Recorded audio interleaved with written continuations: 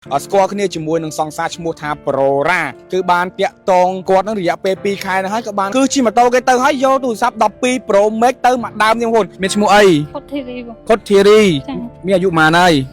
31 ហើយអូនធ្វើការអីរងថ្ងៃ រោងចក្រ ធ្វើការរោងចក្រតង់សាអូនស្គាល់គេយូរនៅ តាមឆាតប្រហែល2ខែ 2ខែទេស្គាល់គ្នាតែបាន2ខែ ខែហ៊ានឲ្យម៉ូតូគេ ហើយយើងរួមរស់នៅជាមួយបន្ទប់មួយគ្នាមិនក៏មិន អត់ទេបង អត់ទេ គ្រាន់តែល្បិចថាដុកគ្នាមកវាស្រុកមួយ ដុកគ្នាមកពីស្រុកអញ្ចឹងមែនថាម៉ូតូបាត់តាំងថ្ងៃទីប៉ុន្មាន 7 ថ្ងៃ17អញ្ចឹងចូលឆ្នាំហើយអញ្ចឹងដឹកគ្នាមកបញ្ចូលឆ្នាំវិញមកដល់បន្ទប់បាយចានហ្នឹងក៏បានពេលហ្នឹងឯងកំពុងធ្វើអីបានគេយកម៉ូតូទៅបាន ខ្ញុំរៀបចំបន្ទប់ឲ្យចូលមួយទឹកថាជូនវាទៅវិញ ហ្នឹងតមកមកទៀត តែពេលហើយវាថាខ្ចីម៉ូតូទិញបរិយ ចេញម៉ូតូទិញប តែ រិ ពេល យ ខ្ញុំបានថាឲ្យវាជិះទៅហើយយកទូរស័ព្ទខ្ញុំទៅទៀត យកសាប់ទៅទៀត ហើយតែពេលយកម៉ូតូយើងហើយវាថត TikTok ផុស Facebook ម៉ូតូខ្ញុំទៀត ថត TikTok ផត Facebook ម៉ូតូណាទៀត ចូលម៉ូតូ អញ្ចឹងអត់មានយកម៉ូតូនឹងទៅលក់យកទៅប្រចាំអីអត់ទេអត់ទេ ម៉ូតូយកមានកត្រកអីតែវាយកទៅនោះវាដាក់កត្រកជិះទៀត ដាក់កត្រកជិះទៀតម៉ូតូដែលយកទៅហ្នឹងគឺជាប្រភេទម៉ូតូមកអីអូន និចបង និច 025 លេខ025 ពណ៌សលេខខៀវ ពណ៌សលីខៀវស្លាកលេខប៉ុន្មានដែរ 1 LL 57 ភ្នំពេញក៏ខេ ភ្ ត្ត នំពេញបង ភ្នំពេញណាម៉ូតូហ្នឹងជាស្រ័យអូនអញបងរំលឹកក៏ទិញដែរ ខ្ញុំទិញដាច់តែម៉ាក់ខ្ញុំខ្ចីលុយគេឲ្យទិញទេ អូខ្ចីលុយទិញម៉ូតូឲ្យកូនជិះធ្វើការ ញើឈាមបោះម្ដាយដើម្បីឲ្យកូនស្រួលធ្វើការ ហ្នឹងហើយដោយសារវាកន្លែងធ្វើការឆ្ងាយពីបន្ទប់ដែរអញ្ចឹង ឥឡូវមកទល់ពេលនេះអូនមានតាក់តងចូលអត់ចូលទេចុចបិទប្លុកអូនចោលហើយ យកទូរស័ព្ទខ្ញុំទៅប្លុកខ្ញុំទៀត មានឈ្មោះអីអត់យកម៉ូតូណាទៅ Facebook វាឈ្មោះរ៉ា ឈ្មោះរ៉ា យកអីគេក៏ខ្លោច យកទូរស័ព្ទឲ្យម៉ូតូ ទូរស័ព្ទអីគេ 12 Pro Max 12 Pro Max ប្រូរ៉ាហ្នឹងអាយុប្រហែលណាអូន ហើយ20ជាង 20ជាងរូបសម្ផស្សមិនដែរ មានមុខអី មាន មានមុខឯង បង្ហាញមុខគេ រូបសម្ផស្សស្រស់ស្អាតដល់ថ្នាក់ណាបងឯង2ខែសោះឲ្យម៉ូតូគេយកម៉ូតូទៅបាត់អូប្រិមិត្តហើយ ស្ទៀវណា ទៀវបងប្អូនគឺស្អាត ថតដើរលេងខ្ញុំម៉ូតូយើងដើរលេងអញ្ចឹង យកម៉ូតូណាជិះថតដើរ TikTok ដើរលេងអញ្ចឹងទៅ ពុក profile Facebook TikTok តាំងមុខម៉ូតូអស់ណៃទៀត ចោល ប្រូរ៉ា ប្រូរ៉ា អូយសក់អែមតែម្ដងមុខមាត់លយសង្ហា សាក់លយដែរ តែយកម៉ូតូនិងទូរស័ព្ទរបស់សង្សារខ្លួនឯងទៅបងប្អូនស្គាល់គ្នាតែបាន2ខែយកមកគេទៅឥឡូវក្រោយពីបានជួបរឿងបែបហ្នឹងមានតដាក់ពីបដងអត់ ដាក់ទៅ ដាក់នៅណាដែរ បាច់ចាំ នៅខាងបែចានសមត្ថកិច្ចក៏មានថាមិនអត់ អត់មានលឺមិនដឹងអីស្ងាត់ ស្ងាត់ជ្រាបបងណា ហើយរាល់ថ្ងៃដើរទៅធ្វើការមានជី ដើរធ្វើការអត់មានអីជីទេហើយ ឆ្ ចាំ ងាយ មក ទេ ថ្ងៃតើបងឆ្ងាយ ឆ្ងាយណាហើយចាំមកទីនេះអូនឯងមានអីជី រកគេជូនមករ កគេជូនមក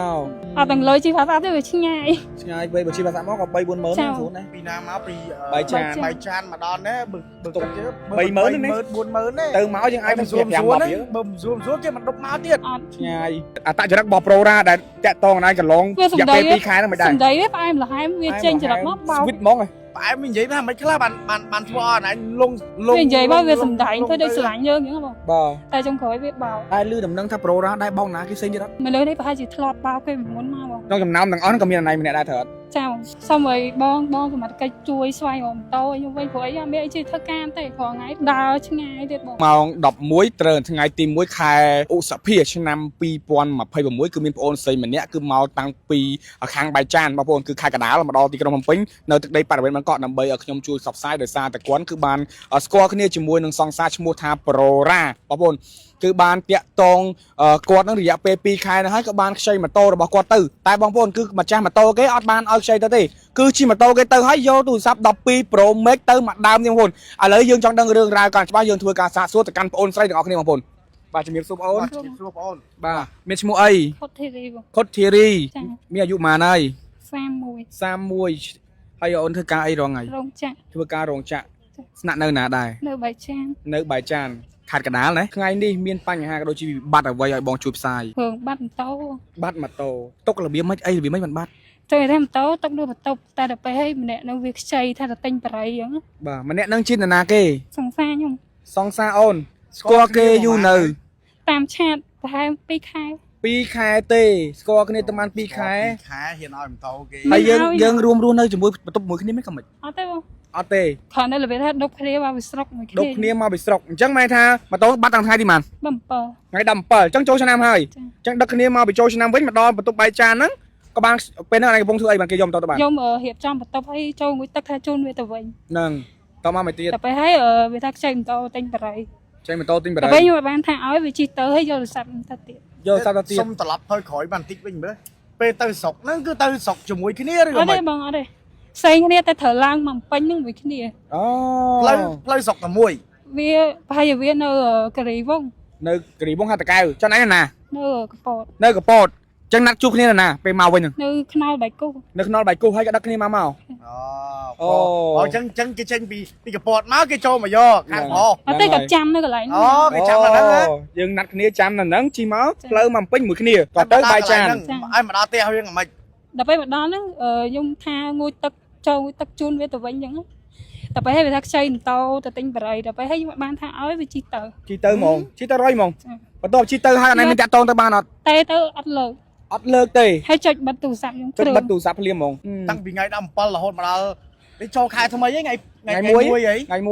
1ឧសភា 1ឧសភាហី ចឹង14 15ថ្ងៃចូលកន្លះខែ ថាកន្លះខែពេញហ្មងតាំងថ្ងៃចូលឆ្នាំមក ហើយដល់ពេលយកម៉ូតូយើងហើយវាថត TikTok ផុស Facebook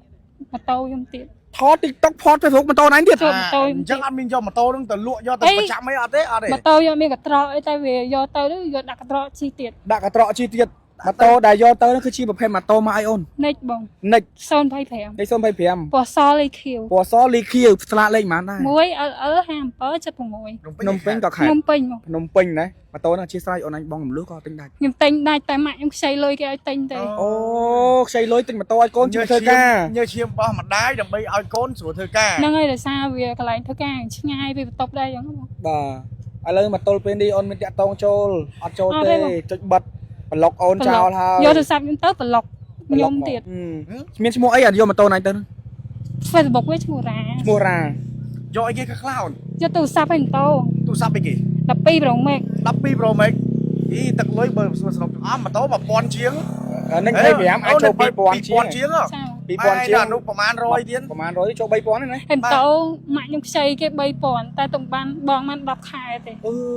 ហើយបន្ទាប់ពីបាក់ការបានម៉ូតូជាម្ដាយមិនដឹងនៅ ដឹងទៅ ដឹងឯងគាត់ថាមិនដែរ ដឹងទៅមិនបើគេយកទៅវិញ ដឹងថាមិនយកទៅមានថាប្រាប់ថាអូនអត់មានព្រមប្រយ័ត្នអីអត់មុននឹងខ្សែកុំមនុស្ស គាត់ថាកុំຕົកចិត្តគេពេក បាទ តែនេះដោយសារមកជិះម៉ូតូមួយគ្នាអញ្ចឹងហ៎បង បាទប្រូរ៉ាហ្នឹងអាយុប្រហែលណាអូន ហើយ20ជាង 20ជាងរូបសម្ផស្សមិនដែរ មើលមានមុខអី មាន មានមុខឯង បង្ហាញមុខតិចមើល រូបសម្ផស្សស្រស់ស្អាតដល់ថ្នាក់ណាបងឯង2ខែសោះឲ្យម៉ូតូគេយកម៉ូតូទៅបានអូប្រិមិត្តហើយ អេស្ទៀវណា ទៀវបងប្អូនគឺស្អាត នេះវាយកថត TikTok យកថត TikTok មិនវារំដឺមិន ថតដើរលេងខ្ញុំម៉ូតូយើងដើរលេងអញ្ចឹង យកម៉ូតូណាជិះថតដើរ TikTok ដើរលេងអញ្ចឹងទៅ ហុក profile Facebook TikTok តាំងមុខម៉ូតូអស់ណៃទៀត ចៅ ប្រូរ៉ា ប្រូរ៉ា អូយសក់អែមតែម្ដងមុខមាត់លយសង្ហា សាក់លយដែរ តែយកម៉ូតូនិងទូរស័ព្ទរបស់សង្សារខ្លួនឯងទៅបងប្អូនស្គាល់គ្នាទៅបាន2ខែយកមកគេទៅឥឡូវក្រោយពីបានជួបរឿងបែបហ្នឹងមានតដាក់ពីបដងអត់ ដាក់ទៅ ដាក់នៅណាដែរ បាច់ចាន នៅខាងបាយចានសមត្ថកិច្ចក៏មានថាមិនអត់ អត់មានលើនឹងអីបងស្ងាត់ ស្ងាត់ជ្រាបហ្មងណា ហើយរាល់ថ្ងៃដើរទៅធ្វើការវាជី ដើរទៅធ្វើការអត់មានអីជីទេហើយ ឆ្ ចុះ ងាយ មក ទេ ថ្ងៃទៅបងឆ្ងាយ ឆ្ងាយណាហើយចុះមកទីនេះអូនឯងមានអីជី រកគេជូនមករ កគេជូនមក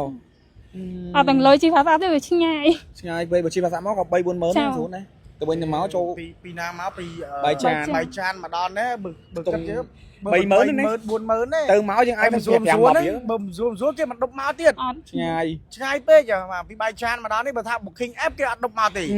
ឡូវនេះមានអីផ្ដាំផ្ញើទៅកាន់ប្រូរ៉ាហ្នឹងអត់ ខ្ញុំផ្ដាំថាបើឃើញការ live របស់ខ្ញុំអីយកម៉ូតូទូរស័ព្ទឲ្យខ្ញុំវិញណា បាទបើសិនជាប្រូរ៉ាយកទូរស័ព្ទឲ្យអូនវិញអូនដកពីបដងអត់ អត់ អត់ដកទេណាឲ្យសមត្ថកិច្ចធ្វើតាមច្បាប់ ចា ណា បង អញ្ចឹងណាហើយអត្តចរិតរបស់ប្រូរ៉ាដែលតាក់តងណៃកន្លង វា រ សំ យៈ ដី ពេល2ខែហ្នឹងមិនដែរ សំដីវាផ្អែមល្ហែមវាចេញចរិតមកបោក ស្វីតហ្មងហ៎ ផ្អែមនិយាយថាមិនខ្លះបានធ្វើអត់ណៃលង វានិយាយមកវាសំដែងទៅដូចស្រឡាញ់យើងអញ្ចឹងបង បាទ តែចុងក្រោយវាបោក តែលឺដំណឹងថាប្រូរ៉ាដែរបងណាគេផ្សេងទៀតអត់ មនុស្សនេះប្រហែលជាធ្លាប់បោកគេពីមុនមកបង ក្នុងចំណោមទាំងអស់ហ្នឹងក៏មានអណៃម្នាក់ដែរត្រូវអត់ ចាបងសូមឲ្យបងសមត្ថកិច្ចជួយស្វែងរកម៉ូតូឲ្យខ្ញុំវិញព្រោះអីអត់មានអីជួយធ្វើការទេព្រោះថ្ងៃដើរឆ្ងាយទៀតបង ពីផ្ទះហ្នឹងកន្លែងធ្វើការប្រហែលគីឡូដែរ ប្រហែលជា10នាទីជាងដើរ 10នាទីដើរទៅមកធ្វើការអស់កម្លាំងហើយដើរទៅមកទៀតដាច់ខ្យល់ តែលាគេទៅសល់2ឆ្នាំជាង គ្នាគេសល់2ឆ្នាំទៀតទៅបងបាន10ខែទេ ចា ឥឡូវតស៊ូណាកុំបាក់ទឹកចិត្តខំប្រឹងសិនឥឡូវបងនឹងធ្វើការសបស្សាយឲ្យគីឡូប្រូរ៉ាដែលជាសង្សារណែឃើញយកម៉ូតូមកឲ្យវិញណា នេះណា បាទឥឡូវមានប៉ុណ្្នឹងឯណា ចា ហ្នឹងហើយបាទអរគុណណាស់ប្រិមត្តដែលខំចំណាយពេលតាមដានទស្សនានេះគ្រាន់តែជាព័ត៌មានបឋមដែលខ្ញុំទទួលបានពីបងស្រីតែប៉ុណ្ណោះព័ត៌មានយ៉ាងណាទៀតខ្ញុំធ្វើការអាប់ដេតនៅពេលក្រោយនៅ